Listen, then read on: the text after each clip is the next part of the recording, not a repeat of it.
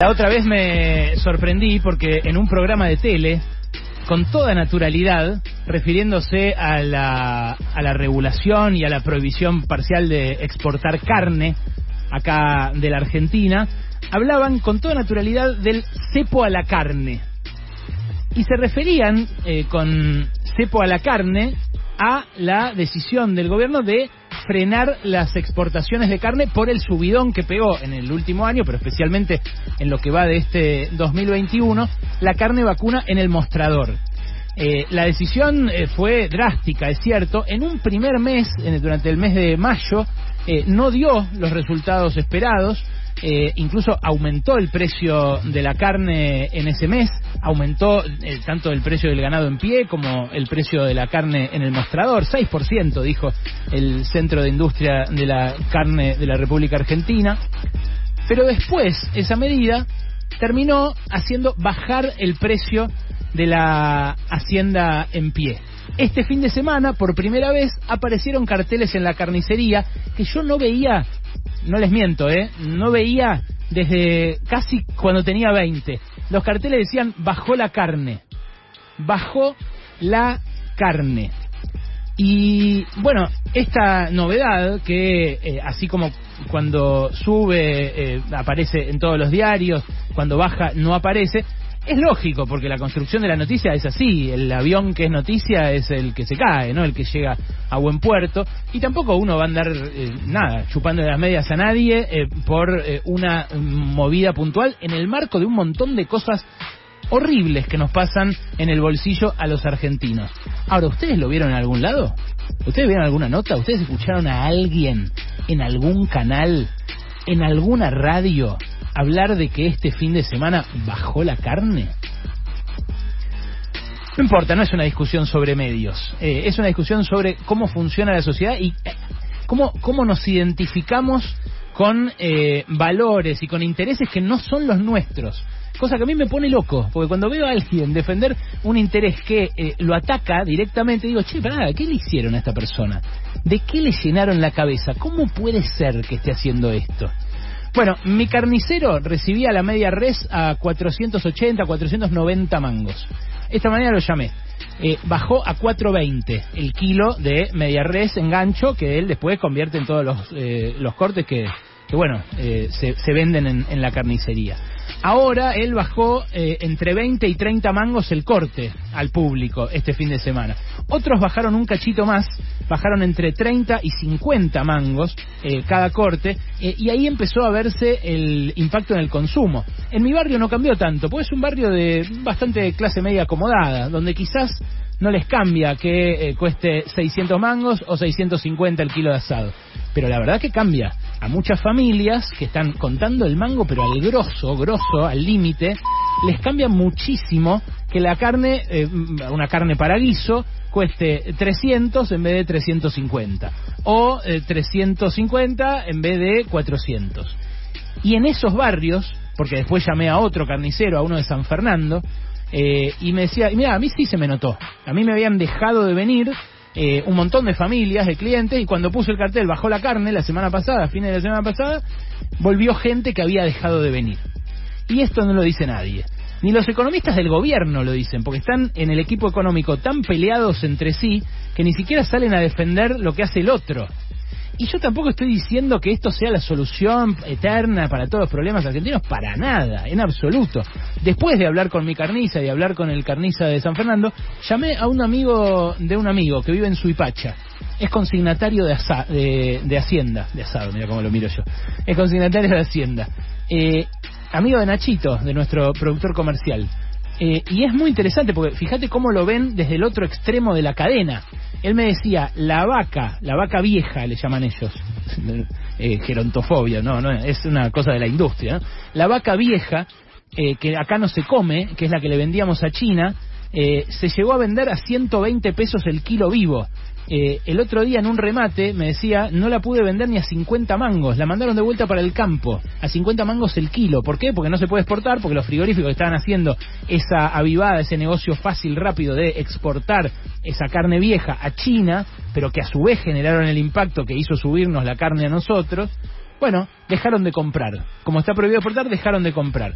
Dice este pibe consignatario que esa carne, el consignatario de segunda generación, ¿vieron cómo es este negocio, no? Dice que esa carne es tan mala que si entras a la carnicería y la ves, no entras más. Pero entonces, ¿por qué la suba de esa vaca de conserva arrastró al novillo, al novillito, a la vaquillona y a todo lo que sí consumimos nosotros acá en Argentina? Y ahí entra la política pública. La política pública tiene que hacer equilibrio en este conflicto, que siempre la economía es conflicto. Tiene que hacer equilibrio para que en un país que ama la carne como amamos nosotros, en un país donde el 10-15% del consumo de una familia se explica por la carne, bueno, tengamos carne para comer y la gente no se tenga que pasar al cerdo o al pollo, cosa que hace ya un montón de gente y que viene haciendo los últimos 20 años, por necesidad. O peor, que dejen de comer proteína animal y se pasen, no sé, a la carne de soja, que se vende por 200 mangos en muchas ferias del conurbano. Y que no es por salud que la comen los pobres, es porque no pueden comprar la otra. Ahora, ¿a quiénes le hablan, más allá de la política pública, que, como digo, tiene que equilibrar, tiene que hacer que el consignatario y el productor en el largo plazo produzcan hacienda, pero que a la vez el precio al público acá sea asequible para la población? Bueno, esa discusión nadie la da. Los medios que hablan de cepo a la carne. Es increíble, porque ¿a quiénes le hablan los medios que hablan de cepo a la carne? Los columnistas, acá también, no me voy a hacer el boludo. ¿A quién le hablan cuando hablan de cepo a la carne, refiriéndose a la prohibición temporaria de exportar que fijó el gobierno después de meses de disparada de los precios en mostrador, que dejaron a mucha gente sin carne? Que dejaron a muchos pibes, a muchas familias, de los cuales después se llenan la boca hablando, No, que la pobreza infantil, que casi 6 de cada 10 chicos. Yo quiero que esos 6 de cada 10 chicos coman carne, Después vemos, yo quiero que algo de carne coman para que después, cuando podamos equilibrar el barco, puedan ir a la escuela con toda su capacidad cognitiva entera, que tengan proteína, que tengan vitamina, que tengan todo. Lo mismo con el cepo a los vuelos. Porque claro, aquel cepo al dólar pegó tanto, el cepo al dólar de cuando empezó el control de cambios, que ya hoy los economistas del propio gobierno hablan de cepo al dólar. Y dicen, como dijo Cecilia Todesca este fin de semana, el cepo al dólar va a seguir para siempre. El cepo era un instrumento de tortura, era esa cosa de madera donde te ponían para torturarte en la plaza pública con las manos engrilladas y la cabeza también. Entonces algunos los dejaban morir ahí, otros los lapidaban. Era una mierda el cepo, obviamente. Y el cepo al dólar se instaló como la expresión de la prohibición de comprar dólares acá en Argentina. Claro, lo que pasa es que acá en Argentina hay como un 10% de la población que compra dólares, incluso más en momentos de crisis. Ahora, ¿cuántos son los que volaron al exterior en este último mes? Los que se fueron de turismo y ahora se quedaron afuera por este cambio de 2.000 a 600 personas que entran por día. Ayer los leía a Beatriz Sarlo, a Jorge Fontevecchia, por decir dos personas que jamás podrían ser señaladas como kirchneristas.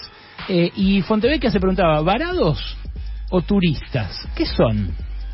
¿Qué historia nos están contando cuando hablan de los pobrecitos que van a tardar 5 meses en volver a Argentina? Cosa que además es mentira, porque se van a organizar para traerlos. ¿De qué nos hablan cuando nos dicen cepo a los vuelos? ¿Cuánta gente es la que se quedó afuera del país? Más o menos 45.000 personas estiman en migraciones. Menos que una cancha de fútbol llena.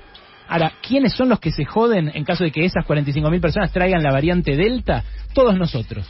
Nos jodemos 45 millones de personas. Entonces, ese 0,001% que está varado, ¿y qué querés que te diga?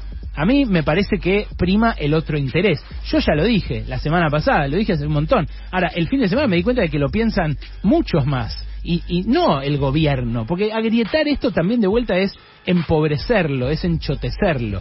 Acá de nuevo, ¿a quiénes le hablan? ¿Le hablan solamente a esos que se quedaron varados en Miami? Porque la propia Beatriz Sarlo ayer decía, nos ocupamos de los que regresan de Miami.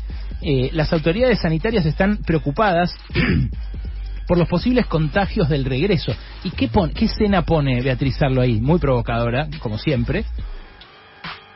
La señora llega a la casa, tira las valijas y, como somos muy democráticos, saluda efusivamente a la otra señora que no se fue porque para el servicio doméstico no hay viajes al exterior. Y tiene razón Beatriz. Tiene razón Beatriz. Así fue como se transmitió al principio el coronavirus cuando empezó. Primero fueron, ¿se acuerdan? Los ricos, los que se podían ir al exterior. Y después hizo estragos, por supuesto, entre los más pobres, que son los que tienen las comorbilidades, la diabetes, son los que no pudieron comer carne cuando eran chicos, cuando eran jóvenes. Bueno, ese desequilibrio es el que se manifiesta en estos cepos de los que tanto se habla. Hay cepas de la enfermedad que pueden amenazarnos y esos cepos que dicen que nos fijan son los que están tratando de protegernos de esas cepas. No son un instrumento de tortura. Tampoco lo es el bloqueo de exportaciones por un tiempo a quienes hacen un negocio y a quienes sí hay que estimular para que produzcan más carne. Pero carne primero se tiene que comer acá.